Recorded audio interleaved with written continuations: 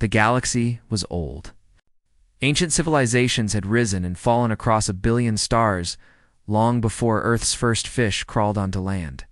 The Galactic Council had ruled for over 50,000 years, and its 12 elder species believed they had seen everything the universe could offer. Then humanity arrived. The year was 2847 by Earth's calendar, when the first alien patrol fleet entered the Sol system. They expected to find primitive beings, perhaps still fighting with simple weapons, maybe just learning to split the atom. What they found instead confused them deeply. Humans had already colonized there, Moon and Mars. They had built space stations and mining operations throughout their solar system. They were not as advanced as the elder races, but they were far more developed than anyone had predicted. Captain Vethener of the Vessine Collective made first contact on a cold Tuesday morning above Earth's northern hemisphere. He broadcast the standard greeting used for newly discovered species, expecting fear or worship or confusion. Instead, a calm female voice responded in perfect Deshan. "Welcome to the Sol System. We have been monitoring your communications for approximately 47 years. Would you like to establish formal diplomatic relations, or would you prefer some coffee first?" The captain had no idea what coffee was, but the fact that these beings had learned his language from intercepted signals disturbed him greatly. He reported back to the council with a simple message: "These humans are strange. Watch them carefully." The council did not watch carefully. They were too old, too proud, and too certain of their own superiority. Over the next 300 years, humanity spread quietly through the galaxy. They established colonies on 17 worlds, built trading posts in dozens of systems, and made themselves useful to everyone. Human engineers fixed problems that had stumped alien scientists for centuries. Human traders found profitable routes that others had missed. Human diplomats negotiated peace treaties between species that had been fighting for thousands of years. Ambassador Kira Okonkwo was the perfect example of everything the council misunderstood about humanity. She was 53 years old, the daughter of Nigerian and Japanese immigrants to the Mars colony. She had spent her entire adult life in diplomatic service, and she had a gift for making angry people calm and calm people cooperative. She served on Nexus Prime, the massive space station where the Galactic Council held its sessions. The station was larger than most moons, home to representatives from over 200 species, and it was the political center of known space. Kira's office was small and simple. She had decorated it with plants from Earth, paintings from human artists, and a coffee machine that she considered more valuable than any alien technology. Every morning, she would sit by her window, watch the stars, review the day's diplomatic challenges. There were always challenges. The Velthari Dominion wanted humans to leave the Kepler system, claiming it fell within their historical territory.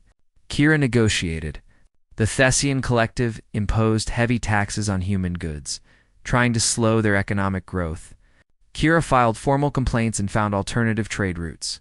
The Kethra swarm accused human explorers of trespassing in their space. Kira apologized, offered compensation, and quietly noted the incident in her reports. Always patient, always polite, always looking for peaceful solutions. High Chancellor Voroth of the Kethra swarm found her particularly amusing. He was an insectoid being, nearly 8 feet tall, the hard black exoskeleton and compound eyes that saw in spectrums humans could not imagine.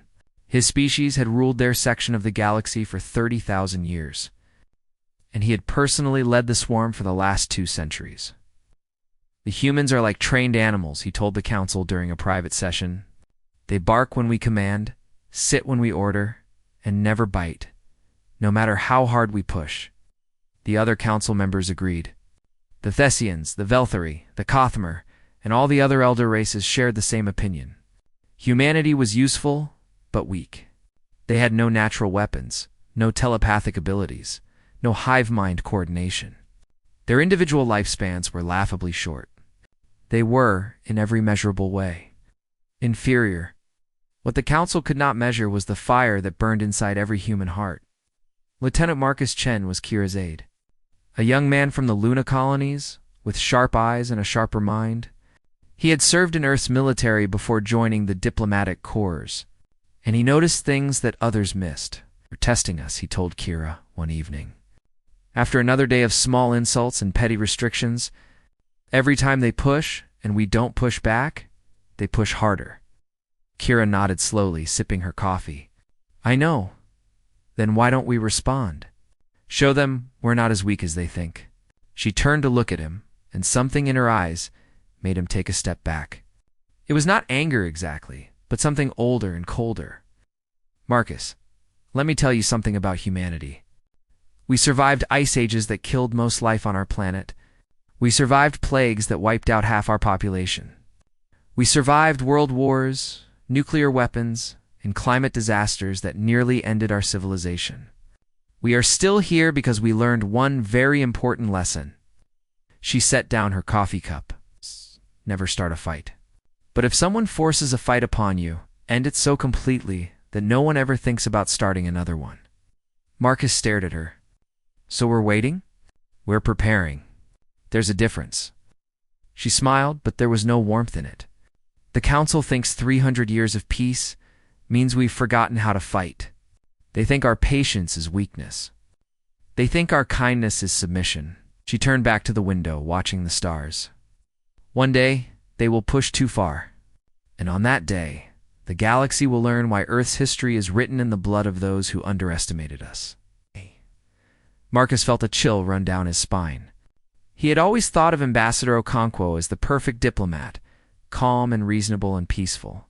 Now, he glimpsed something beneath that surface, something that had been waiting for 3 centuries. Somewhere deep in space, a fleet of 4,000 warships was being assembled. Somewhere in the halls of the Council, a resolution was being drafted. And somewhere in the cold silence between stars, humanity's patience was finally running out. The storm was coming, and the galaxy was not ready. The council chamber was a vast dome of crystal and light, built to impress and intimidate. 12 thrones circled a central platform, each one designed for a different species. The Decians sat in pools of warm water. The Kethra hung from specialized frames that supported their insectoid bodies. The Velthari reclined on beds of heated sand. On this day, no humans were present. They had not been invited. High Chancellor Vorath called the session to order with a sharp clicking of his mandibles. "We have gathered to discuss the human problem," he announced. "Their population has grown beyond acceptable limits. Their colonies spread faster than we predicted. Their influence in galactic trade threatens our economic control." Minister Thesix of the Vessian Collective rose from her pool, water dripping from her scaled skin. "In the last century alone, human population has increased by 40%. At this rate, they will outnumber the Kethra within 500 years. They will outnumber all elder races combined within 2,000. Murmurs of concern rippled through the chamber. "They are like vermin," growled Lord Kothmer. "A massive reptilian being whose species had conquered 100 worlds. They breed without control and spread without limit. We should have contained them when we first discovered them." Vorath nodded his great head. "We were too lenient. We treated them as equals when they were clearly inferior. Now we must correct this mistake before it is too late." The Velthari delegate, a being of living crystal that communicated through vibrations, pulsed with agreement. "What do you propose, High Chancellor?" Vorath had prepared for this moment. He pressed a control on his throne, and a holographic document appeared in the center of the chamber. Resolution 7742, the Terran Reduction Initiative. The delegates leaned forward, studying the text. "This resolution authorizes the sterilization of all human worlds," Vorath explained. "Not destruction, not genocide. Simply sterilization. We will render their population incapable of reproduction. Within 100 years, their numbers will fall to manageable levels. Within 500, they will be a minor species, dependent upon us for survival." Lord Kothmer laughed, a deep rumbling sound. "Elegant. We kill no one, yet we eliminate the threat. Precisely, Vorath agreed. The humans value their children above all else. By denying them future generations, we break their spirit while keeping our hands clean. The vote was quick and unanimous. 12 hands, claws, tentacles, and appendages rose in agreement. Resolution 7742 passed into law. 3 days later, Ambassador Kira Okonkwo received the notification. She was eating lunch in her small office, reviewing routine trade agreements, when her communication terminal chimed with a priority message from the Council. She expected another minor complaint, another small insult to file away with all the others. What she read made her set down her fork and read again. Very slowly. Resolution 7742, the Terran Reduction Initiative. Effective immediately. All human worlds designated for population management. Sterilization protocols to be implemented within 30 standard days. Lieutenant Marcus Chen entered the office to find his ambassador staring at the screen with an expression he had never seen before. It was not fear. It was not anger. It was something far more dangerous, ma'am, he asked quietly. We're coming for our children, Kira said. Her voice was steady, almost conversational. Not just the children alive today. Every child who will ever be born, every human future, every dream, every hope, every possibility. She stood and walked to the window. Outside, the stars burned cold and distant. 300 years, she continued. 300 years of patience, diplomacy, and peaceful coexistence. We gave them everything they asked for. We never raised a weapon against any of them. We thought perhaps eventually they would accept us as equals. She turned back to Marcus, and now he saw the fire in her eyes. They will never accept us. They fear us too much. And rather than live with that fear, they have chosen to end us. What do we do? Marcus asked. Kira moved to her communication terminal and began typing. First, we give them one chance to reconsider. Humanity does not start wars, Marcus. We finish them. But we always give our enemies one chance to walk away. She transmitted what would later be known as the Okonkwo Declaration across every frequency. To every council member, to every ship in the galaxy. To the Galactic Council, you have made a decision regarding the future of humanity. Now we will make ours. You have 3 standard days to rescind Resolution 7742 in its entirety. No negotiations. No modifications. Complete withdrawal. This is not a request. This is not a threat. This is your only warning. Within hours, the Council's response came. High Chancellor Vorath had recorded it himself, his compound eyes gleaming with amusement. Little humans, he said, clicking his mandibles in what passed for laughter among his species. You have lived in our galaxy for 3 centuries by our permission alone. You have no fleet capable of challenging even the smallest of our patrol squadrons.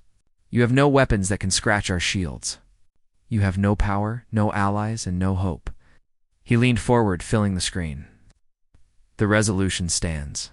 Your sterilization fleet is already in transit. Accept your fate with whatever dignity you can manage. In 100 years, humanity will be a fading memory. In 500, you will be forgotten entirely. The transmission ended. On Earth, in a bunker carved deep beneath the Swiss Alps. General Sophia Reyes watched the Chancellor's message with cold eyes. She was 67 years old, with gray hair and a face lined by decades of responsibility. She had commanded Earth's secret military for 40 years, building and preparing for a day she had prayed would never come. Now it had come. She turned to her staff. Men and women who had devoted their lives to protecting humanity's darkest secrets. The Council has made its choice. Now we make ours. She pressed a button on her console, sending activation codes to hidden bases across human space. Wake the sleepers. All 12 million of them. Activate Protocol Prometheus. And open a channel to every human being alive. It's time they knew what we've been building for 300 years. Across the galaxy, in secret facilities that officially did not exist, cryogenic pods began to open. Soldiers who had been frozen for decades opened their eyes. Ships that had been hidden in asteroid fields powered up their engines. Weapons that humanity had officially failed to develop came online. The galaxy had pushed too far. Now, it would learn why that was a mistake. General Sophia Reyes stood before a camera in the Swiss Alps bunker, preparing to address every human being in existence. Behind her, screens displayed a map of human space, 17 colony worlds and hundreds of smaller settlements, all marked with blinking red indicators. The broadcast would reach them all. Every ship, every station, every colony, every man, woman, and child who carried human blood. She straightened her uniform and began to speak. My name is General Sophia Reyes. Most of you have never heard of me or the organization I command. That was intentional. For 300 years, we have worked in secret, preparing for the day when the galaxy would turn against us. She paused, letting the words settle. That day has arrived. The Galactic Council has passed Resolution 7742, authorizing the sterilization of all human worlds. They plan to end not just our generation, but all generations to come. Our children, our grandchildren. Every human who might ever be born. Across human space, people stopped what they were doing. Factory workers set down their tools. Teachers paused their lessons. Families gathered around screens, watching in silence. When we first entered the galaxy, we hoped for friendship. We extended our hands in peace. We shared our knowledge, our labor, our creativity. For 3 centuries, we smiled while they insulted us. We negotiated while they stole from us. We forgave while they plotted our extinction. The general's voice hardened. No more. She gestured, and the screens behind her changed. They showed ships now, thousands of them, designs that no human had ever publicly admitted to building. They showed soldiers in advanced armor, weapons that could level cities, technology that the elder races believed humanity had failed to develop. We have not been idle. We have not been weak. We have been patient. We studied their technology and improved it. We mapped their defenses and found their weaknesses. We built an army in the shadows and a fleet among the asteroids. She looked directly into the camera. Today, I am activating all of it. Every ship, every soldier, every weapon we have hidden. The galaxy wanted to know what humanity could do. Now, they will find out. The broadcast ended, and the war began. The sterilization fleet entered the Sol system exactly on schedule.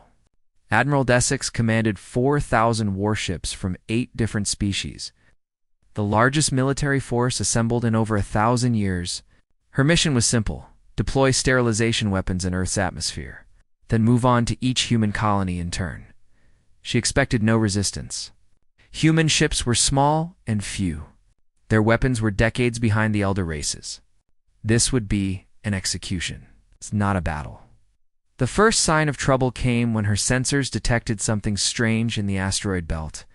Admiral, her sensor officer, reported confusion in his voice. I am reading power signatures in the asteroid field.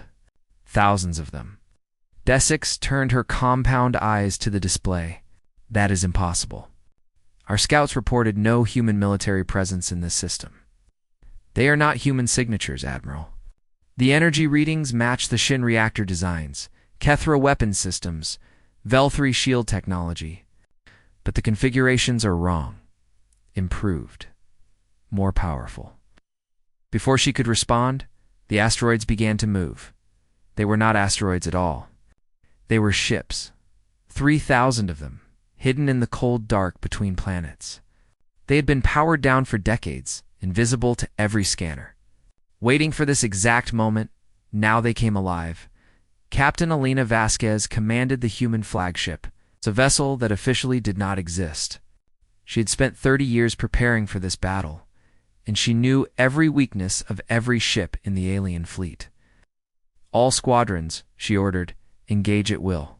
Show them what we've learned. The Battle of Sol was unlike anything the galaxy had ever seen. Human ships moved in perfect coordination, communicating through encrypted radio signals that the elder races could not intercept or jam. They struck at weak points that the aliens did not know they had. They used weapons that combined the best of every species' technology, improved by 3 centuries of human engineering. The Veshan flagship was the first to fall. Its shields, designed to resist energy weapons, collapsed under a barrage of projectiles accelerated to near-light speed. The hull crumpled like paper. Admiral Vesix barely managed to transmit a distress signal before her ship exploded. They are not primitives. They have been hiding. They know our ships better than we do. Send help. Send everything. No help would come in time. The human fleet tore through the alien armada with surgical precision. They targeted command ships first, cutting off coordination. They destroyed engine systems, leaving ships stranded. They jammed communications, leaving each vessel fighting alone. 6 hours after it began, the Battle of Seoul was over. Not a single alien ship remained functional. Not a single human ship had been lost. Captain Vasquez looked at the debris field that had once been the mightiest fleet in the galaxy. She felt no joy, only grim satisfaction. "Transmit to all human forces," she ordered. Phase 1 complete. Begin Phase 2. Across the galaxy, human sleeper cells activated. Engineers who had maintained alien systems for decades began sabotaging them. Traders who had mapped every supply route began disrupting them. Diplomats who had studied every government began destabilizing them. The sleepers emerged from their hidden bases. 12 million soldiers trained from childhood for this war. They did not fight like any army the galaxy had seen before. They appeared without warning, struck without mercy, and vanished before retaliation could be organized. General Reyes coordinated everything from her bunker, a web of information flowing through her command center. She knew where every human soldier was. She knew what every alien fleet was doing. She knew the Council's communications before they finished transmitting them. "Target their infrastructure," she ordered. "Their supply lines, their communication networks, their leadership. Leave their civilians alone. We are not monsters. But we will not stop until they understand that threatening humanity's children was the greatest mistake they ever made." On Nexus Prime, High Chancellor Vorath watched his empire crumble. Reports flooded in from every sector. Fleets destroyed. Bases captured. Communications failing. The economy collapsing as human workers simultaneously withdrew from every critical position. How? He demanded, his mandibles clicking in fury and fear. They were supposed to be weak. They had no technology. They had no military. They smiled and bowed and accepted every insult we gave them. His advisor, a young Kethra who had studied humans for decades, spoke quietly. "They were never weak, High Chancellor. They were waiting. Every smile was a mask. Every bow was an observation. They learned everything about us while teaching us nothing about themselves." Vorath stared at the screens showing human ships tearing through his forces. What are they? The advisor thought about everything he had learned about human history. Their wars. Their extinctions. Their relentless refusal to surrender no matter how hopeless the situation. "They are survivors, High Chancellor. They have been through worse than us and emerged stronger. We thought we were predators hunting prey. We were wrong." He watched a human squadron destroy a Kethra battle station with contemptuous ease. "We were never the hunters. We were always the prey. We just did not know it until we made them show their teeth." The war lasted 3 months. By galactic standards, it was barely a heartbeat. By any other measure, it was a complete and total transformation of power. The Council had ruled for 50,000 years. They had defeated countless rebellions, crushed dozens of rising species, and maintained control through overwhelming force. They believed their position was unshakable. They were wrong. Human forces did not fight. Like any enemy the Council had faced before, they did not form battle lines or engage in direct confrontation. They struck from shadows, disappeared into darkness, and appeared somewhere else before their enemies could respond. Commander James Okafor led a strike team of 50 soldiers against a Velthari military installation that held over 10,000 defenders. By any calculation, the attack should have been suicide. The Velthari never saw them coming. Okafor's team infiltrated through maintenance, tunnels that the Velthari had forgotten existed. They carried devices that disrupted the crystalline being's communication frequencies. They wore suits that made them invisible to sensors designed to detect energy signatures. They planted charges on power generators, fuel supplies, and weapon systems. They freed prisoners from holding cells. They downloaded intelligence from computer cores. Then they vanished, leaving chaos behind them. The installation fell without a single shot being fired in open combat. The Vel-3 commander surrendered to avoid the destruction of his remaining forces, only to find that the humans had already left. This pattern repeated across the galaxy. Human teams appeared inside supposedly impregnable fortresses, accomplished their objectives, and extracted before anyone understood what had happened. They seemed to know every weakness, every blind spot, every flaw in alien defenses. They did know. They had been studying for 300 years, but the military campaign was only part of humanity's assault. The economic war proved even more devastating. For centuries, humans had made themselves essential to galactic commerce. They managed trading networks.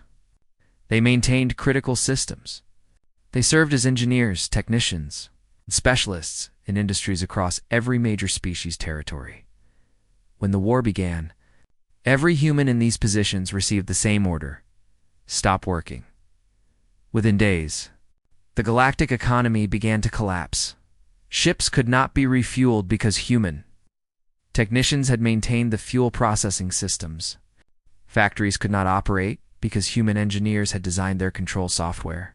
Communication networks failed because humans had built the relay stations and conveniently included hidden access points that no one else knew about.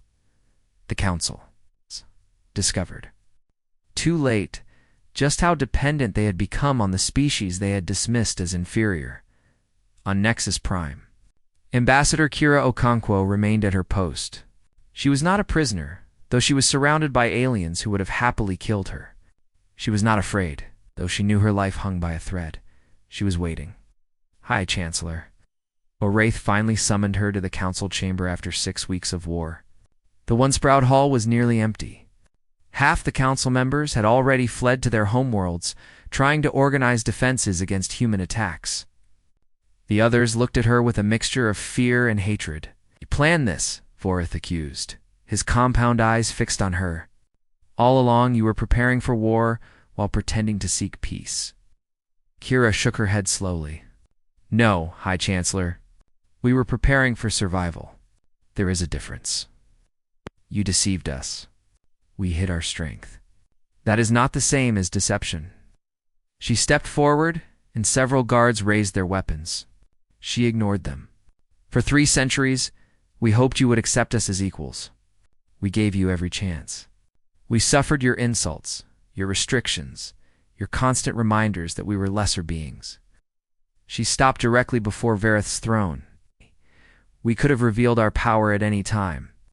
We could have demanded respect through force. Instead, we waited. We hoped. We believed that perhaps, eventually, you would see us as partners rather than pets." Her voice hardened. "Then you voted to sterilize our children. Every human child who would ever be born. You sat in this chamber and decided to end our entire species, slowly and quietly, so that no one would call it genocide." Vorith tried to speak, but she continued. "That was your mistake, Chancellor. Not that you underestimated us. Not that you failed to detect our preparations. Your mistake was threatening our children. Humanity has survived countless catastrophes. We have endured extinction events that killed most life on our world. We have suffered through wars and plagues and disasters that should have ended us." She leaned closer. "We survived because we protect our children. Whatever it costs, whatever it takes. Threaten a human's child, and you will face something older and more dangerous than any weapon we have built." Varath's mandibles clicked nervously. "What do you want? Revenge? Conquest? Name your terms. I want you to understand," Kira said quietly. "We are not conquerors. We are not destroyers. We did not come to the stars seeking war. We came seeking friends, partners, a place in the galactic community." She stepped back. "But we will not be victims. We will not accept our own extinction. And we will not forgive those who threatened our future." She turned to leave. "Wait," Vorith called. You cannot just leave. We must negotiate. We must find a solution. Kira paused at the door. There is a solution, High Chancellor. Unconditional surrender. Complete withdrawal of Resolution 7742. Full acknowledgement of humanity's equal status in the galaxy. Dissolution of the Council in its current form? That is impossible. The Council has ruled for 50,000 years, and in 3 months, humanity has proven that your rule means nothing. She looked back at him, and for the first time, he saw pity in her eyes. You had 3 centuries to treat us with respect. You chose to treat us with contempt. Now you will live with the consequences. She walked out, leaving the shattered remnants of galactic authority behind her in the weeks that followed. The remaining Council species tried everything to stop humanity's advance. They formed alliances. They pooled their remaining fleets. They offered negotiations, bribes, threats. None of it worked. Human forces continued their methodical campaign, not conquering territory, but dismantling the structures of power. They destroyed military installations, but left cities untouched. They captured leaders, but freed common citizens. They disrupted governments, but maintained basic services. They were not building an empire. They were ending one. General Reyes watched the final updates from her command center. The Kethra swarm had surrendered. The Veshan Collective was negotiating terms. The Velthari Dominion had collapsed into internal conflict as different factions blamed each other for the disaster. "It's almost over," said Colonel Chen, who had been promoted 3 times during the war. "But what comes next? Do we rule the galaxy now?" Reyes shook her head. "We don't want to rule anyone. We just want to be left alone to build our future. After what they tried to do, you think they'll just let us go back to normal?" "No," the general admitted. "Normal is gone forever, but we can build something better. Something where no species, young or old, ever has to fear extinction because someone else decided they bred too quickly." She looked at the star map. At the 17 human worlds and the hundreds of alien civilizations now looking to humanity with fear and hope. We didn't want this war. We didn't seek power. But now that we have it, we have a responsibility to use it wisely. She began drafting the terms of peace. 1 year after Resolution 7742 was passed. The Treaty of Soul was signed in the same chamber where the Council had voted to end humanity. The irony was not lost on anyone. Ambassador Kira Okonkwo stood at the center of the great domed hall, now stripped of its 12 thrones. In their place was a simple, circular table with seats for every species in the galaxy, large and small, ancient and young. The elder races sat alongside species they had dismissed as primitives for millennia. High Chancellor Vorath was present, though he no longer held his title. The Kethra swarm had survived, but their political structure had collapsed. Vorath himself had been spared on Kira's personal request, not out of mercy, but because she wanted him to witness what humanity would build from the ashes of his empire. General Stofia Reyes stood behind the ambassador. Wearing a formal uniform for the first time in decades, the war was over. Now came the harder task of building a lasting peace. "This treaty establishes the Galactic Federation," Kira announced, her voice carrying through the chamber. "Not an empire ruled by the powerful over the weak. Not a council where ancient species dictate terms to younger ones. A true federation, where every species has an equal voice, and no one is ever again threatened with extinction for the crime of existing." She looked around the table at the representatives of 200 species. Some looked hopeful. Some looked skeptical. Many looked afraid, uncertain what humanity would demand now that it held all the power. "We could have demanded anything," Kira continued, as if reading their thoughts. "We could have taken territory. We could have enslaved our former enemies. We could have done to you exactly what you planned to do to us." She shook her head. "We did not fight this war for revenge. We did not sacrifice our soldiers for conquest. We fought because you gave us no choice. Because protecting our children is not something humanity debates or negotiates. It is something we simply do." Vorath spoke, his voice weak and bitter. "You say this now, when you have one. But how do we know you will not change? How do we know humanity will not become the tyrants we were? It was General Reyes who answered. She stepped forward, her gray hair catching the light from the crystal dome above. Ow! You do not know, she said simply. Trust is earned, not demanded. We have not earned your trust yet, just as you have not earned ours. She looked at the assembled species. But we can begin. The Federation we are creating has no special privileges for humanity. We will have one vote, like everyone else. We will follow the same laws. We will submit to the same courts. If we violate the principles we are establishing today, we will face the same consequences. She pulled out a small device and set it on the table. This contains the complete specifications for every weapon humanity developed in secret. Our ships, our soldiers, our technology. We are giving it to the Federation freely so that no species ever holds an overwhelming advantage again. Gasps rippled through the chamber. The elder races had expected humanity to keep its power, to use it as leverage for centuries to come. Why? Asked Minister Thessex, her scales rippling with confusion. You could rule us all with this technology. Why share it? Reyes smiled, but there was sadness in it. Because we do not want to rule anyone. We never did. We wanted to explore the stars, make friends, build something beautiful. You forced us to become warriors. Now that the war is over, we want to become explorers again. She stepped back, and Kira resumed her place at the center. The Federation begins today. It will not be perfect. There will be conflicts, disagreements, and difficult decisions. But from this day forward, no species will face extinction by vote. No child will be denied their future because some council decided their people were growing too fast. Belief, she looked directly at Voreth. We will not forget what was done. We cannot forget, but we choose not to be defined by it. Humanity's history is full of terrible wars and beautiful reconciliations. We have learned that holding grudges destroys the holder as much as the target, so we choose to move forward. The treaty was signed by every species present. It established the principles of the new Federation: equal representation, mutual defense, and strict prohibition against any form of forced population control. Humanity did not take a leadership position. They took a seat at the table. Nothing more. The galaxy would need decades to recover from the upheaval.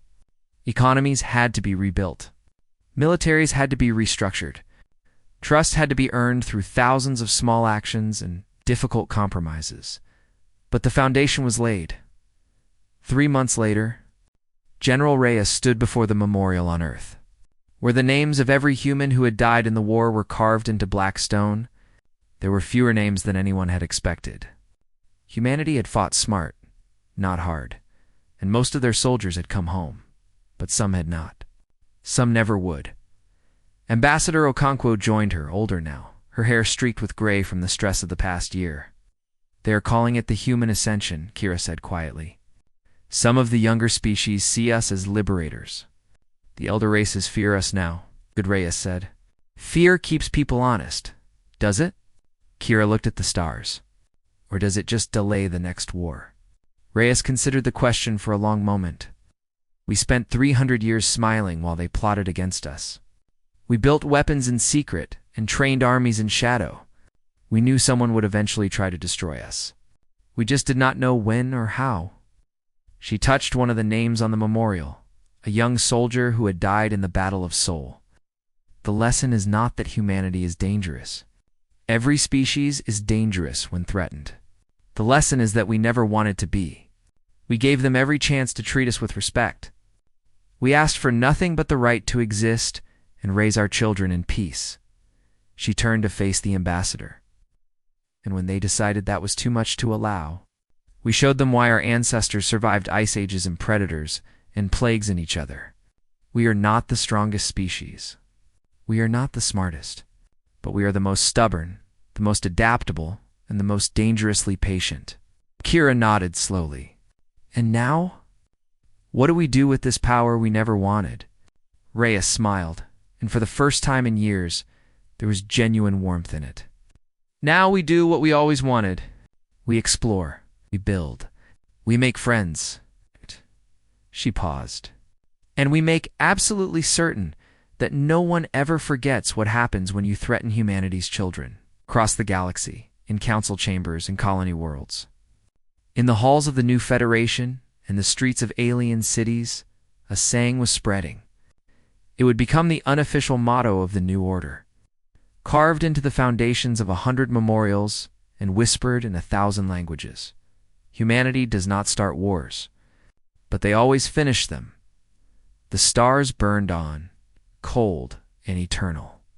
And among them, humanity took its place not as conquerors or rulers, but as something far more important, survivors, would become builders of a better future.